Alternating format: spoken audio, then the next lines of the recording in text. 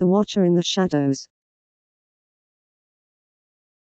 It was a typical Friday night in the city.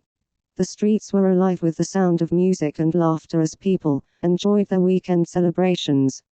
Jenny was one of those people, walking home after a night out with her friends.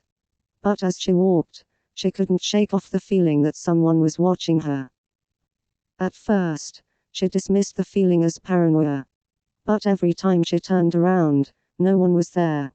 She quickened her pace, hoping to shake off the feeling, but the footsteps behind her seemed to grow louder.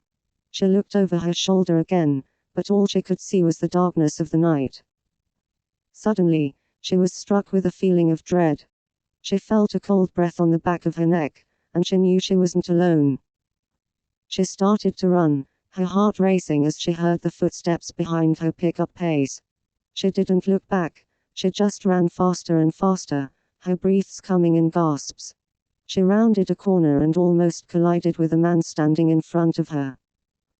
The man was tall and dressed in a long black coat. His face was in shadows, but she felt his piercing gaze upon her.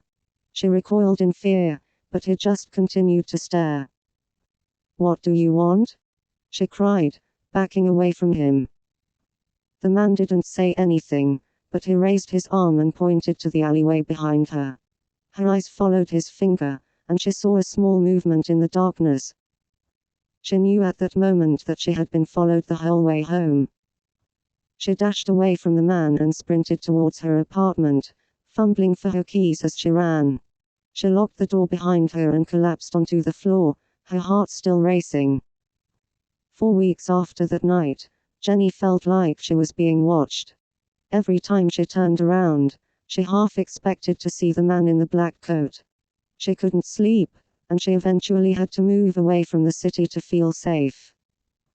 But every now and then, she still gets that feeling of dread, and she wonders if the man in the black coat is still watching her, even from a distance.